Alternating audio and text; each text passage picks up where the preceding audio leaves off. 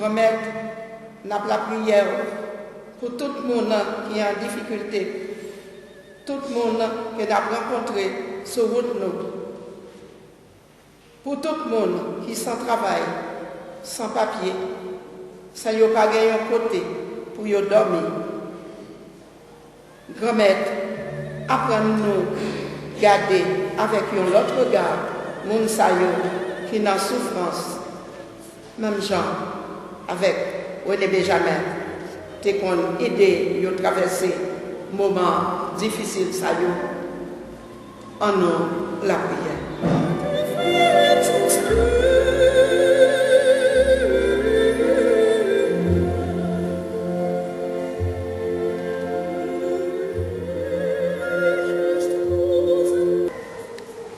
Ce deuil doit se vivre dans l'espérance, car René n'a pas été surpris par la mort. Voilà déjà 19 mois depuis que nous avons fêté les 80 ans de René dans un restaurant haïtien à Saint-Denis. Il nous avait alors paru vif d'esprit, mais ses forces physiques déclinaient de manière évidente. Nous avions tous pris acte du moment crépusculaire de sa vie, sans nous douter que nous serions si vite réunis pour lui rendre cet hommage post-mortem.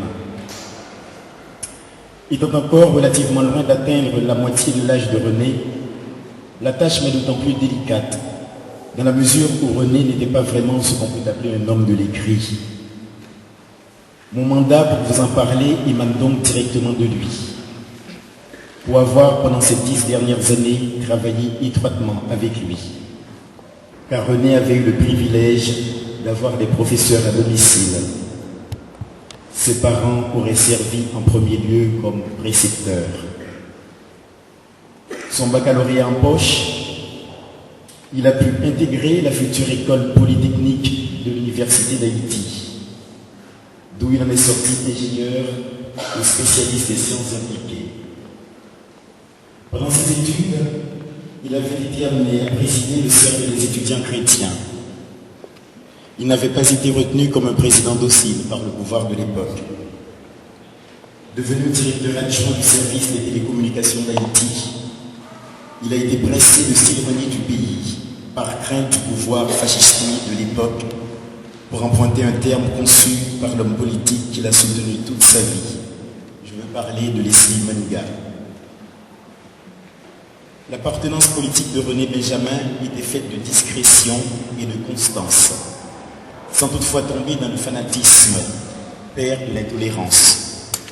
C'est ainsi qu'il aura tour à tour côtoyé, de peu tout de même, Jean-Bertrand Aristide et René Préval, pour qui le 35 rue de l'Église n'était pas une adresse inconnue. Cette capacité de discuter, même avec celui qu'il combat, explique le rayonnement que René a toujours connu depuis son arrivée sur cette terre française au sein de la communauté haïtienne, dont il est très vite devenu un pilier, dans la mesure où venaient sonner à sa porte tous ceux qui le sollicitaient pour qu'il se fît l'avocat des causes perdues auprès des autorités de l'État français. Que dis-je? Ces causes, apparemment perdues, étaient liées à une demande d'asile, à une régularisation administrative liée au droit de séjour en France, à l'obtention d'un visa étudiant au consulat français en Haïti, à une adoption d'enfants qui ne pouvaient voir le jour, à l'implosion d'un couple dont les conjoints ne se supportaient plus, et j'en passe. René trouvait toujours le temps pour être là où il fallait et obtenir, contre toute espérance, le résultat nécessaire. Son implication dans les misères quotidiennes des Haïtiens de France trouve sa source dans un humanisme qui a maintenu sa croyance dans l'homme haïtien, capable de se relever par le développement. Voilà pourquoi il compte tant de collaborateurs au sein des structures telles que la Maison d'Haïti, la PAFA, le collectif Haïti et le Forum de caractère plus international. Ces structures associatives perdent un guerrier, un homme allergique au discours creux, et au palais en pile. Il faut comprendre les palabres par les noms créolophones, péché mignon national. Son engagement n'aurait pas été possible sans un soutien de la première heure, dans la personne de son épouse Jacqueline, sa secrétaire, ses yeux et ses oreilles, comme il se plaisait à dire. Dans ma proximité avec René, je ne l'avais vu pleurer que 2 personnes, sa mère et son épouse. La première était pour lui la femme la plus douce qui soit, et la seconde la femme la plus gentille et la plus compréhensive qui existe. Je crois trouver là la raison pour laquelle son épouse, décédée en 1988, n'a pas eu de successeur, n'en déplaise à ses admiratrices, approchant plutôt de nombre à 2 chiffres. René a beaucoup aimé les femmes. Il a toujours été entouré de femmes, souvent jeunes. Lydie, sa fille de cœur, et moi-même son amie, nous avons même été les témoins auditifs de son désir, dans un moment de fatigue, de n'être entouré que de femmes le jour de ses funérailles. Cher René, tu nous pardonneras ce manquement, car tu as toujours été contre l'ostracisme et la marginalisation. Te connaissant, tu dois goûter ce moment de fraternité. Nous sommes en deuil, c'est certain, mais ceux qui te connaissent doivent réaliser ceci.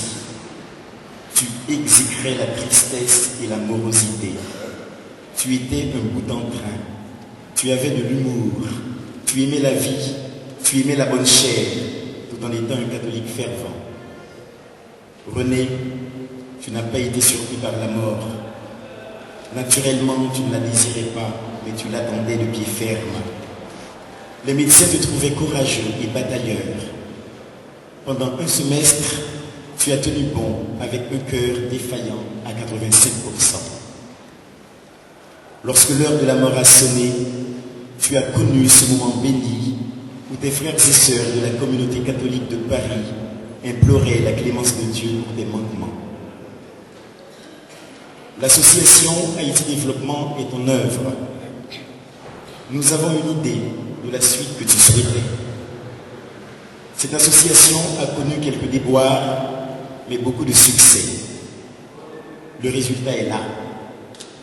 Mais je vous citerai Hegel dans la phénoménologie de l'esprit, qui nous fait comprendre que le résultat est nul sans son devenir.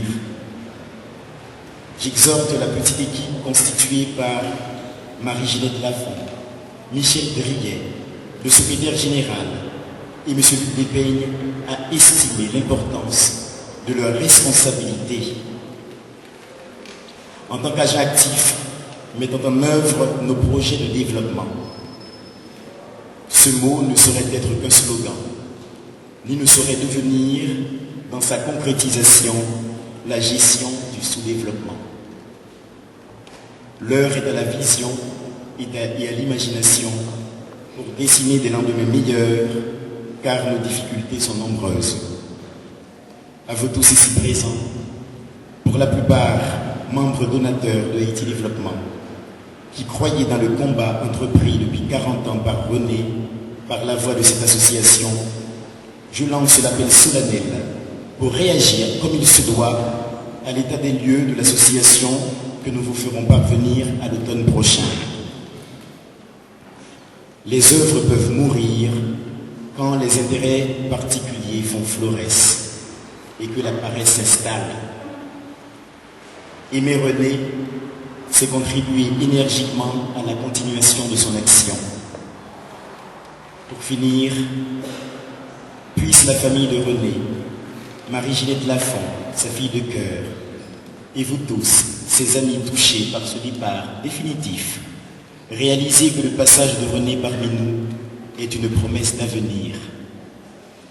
Aux membres de la famille de René, à ses amis du RDNP, aux membres de la communauté catholique de Paris, à la PAFA, au Forum, au collectif Haïti, à ses amis de la Maison d'Haïti, aux jeunes filles ayant partagé sa demeure, à ses nombreux protégés et amis, je souhaite du courage dans cette épreuve qu'est le décès d'un être exceptionnel et pourtant extraordinairement simple. Merci.